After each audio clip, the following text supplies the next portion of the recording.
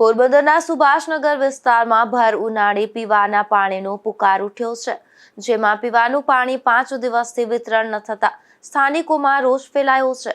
આ વિસ્તારમાં સ્થાનિકોના ઘરોમાં ખાલીખમ પાણીની ટાંકીઓ અને ખાલીખમ પાણીના બેરલો નજરે ચડે છે।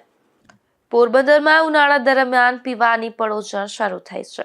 પીવાનું પાણી નિયમિત ન આવતા સ્થાનિકોની હાલાકી વેઠવી પડે છે।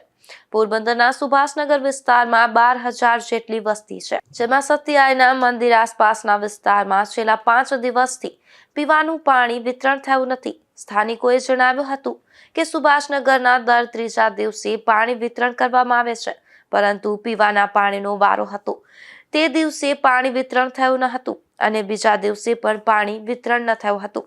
આમ 5 દિવસથી પીવાનું પાણી વિતરણ ન થતા સ્થાનિકો મુશ્કેલી વેઠી રહ્યા છે।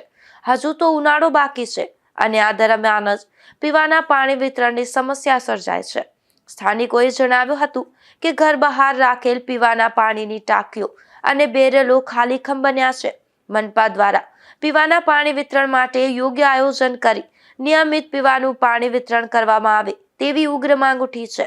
સુભાષનગર સ્થાનિકોએ જણાવ્યું હતું કે મનપા દ્વારા 5 દિવસથી પીવાનું પાણી વિતરણ થયું નથી। ઉનાળા દરમિયાન પાણી વધારે પીવાતું હોય છે અને આ ઋતુમાં પુષ્કળ પાણી પીવું જોઈએ તેવું ડોક્ટરો સલાહ આપે છે, પરંતુ પીવાનું પાણી વિતરણ ન થતા સ્થાનિકોને પીવાનું પાણી વેચાતું લેવું પડી રહ્યું હોવાનું જણાવ્યું હતું। અમારા આટલા વિસ્તારમાં પાણી જ ન થાવતું, જેટલું વાળે ને તોય અમારા આટલી ગલીમાં ક્યાંય પાણી આવતું જ નથી। એક આંડો ભરાય કે 2 આંડા ભરાય।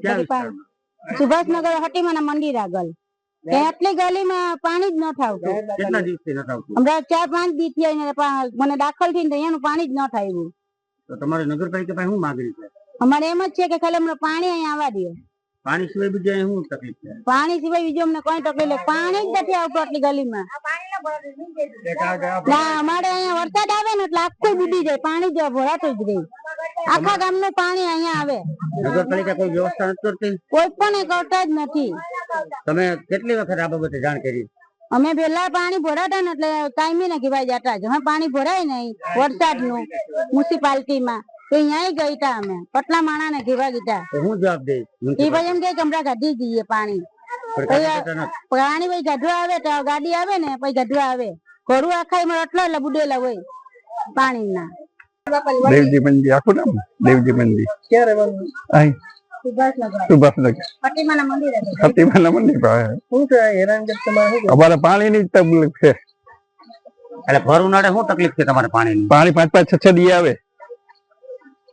તમે નગરપાલિકાને આ બાબતે શું કહેવા માંગો છો? પાણી જોઈએ બસ। પાણી નું શું કરો તમે? અત્યારે નથી આવતું બેઠા પાણીની વ્યવસ્થા ક્યાંથી કરો? આ લાઈન આમથી આવે પાણીની। બીજી તરફ સુભાષનગર વિસ્તારમાં ગાર્ડન સહિત અનેક પ્રાથમિક સુવિધાઓનો પણ અભાવ જોવા મળે છે અને લોકો પાસેથી વેરા પૂરતા વસૂલવામાં આવે છે, પરંતુ જે જરૂરી સુવિધાઓ પણ આપવામાં આવતી નથી। અનેક ચૂંટણી થઈ પરંતુ આ વિસ્તાર સાથે ઓરમાયું વર્તન જ કરવામાં આવે છે તેવું સ્થાનિકોએ જણાવ્યું છે અને એવું પણ જણાવ્યું છે કે દર વખતે ચૂંટણીમાં મતદાન કરવા છતાં તેઓના જીવન ધોરણમાં કોઈ ફરક પડ્યો નથી। આથી આ વખતે મતદાનમાં પણ ઉદાસીનતા દેખાય તેવો માહોલ છે અને દર વખતે ઉત્સાહભેર મતદાન કરતો આ વિસ્તાર આ વખતે મત આપવા ઘરની બહાર નીકળે જ નહીં તો નવાય નહીં।